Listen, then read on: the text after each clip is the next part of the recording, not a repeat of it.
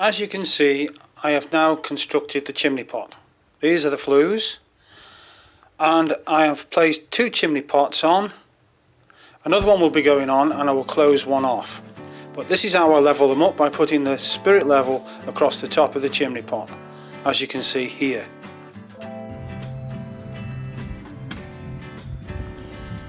Here I am closing off using slate, marking up where I need to cut, and I'm going to cut it with my trowel, as I'll show you in a minute. If you haven't got a disc cutter, this is the way I usually cut the slate.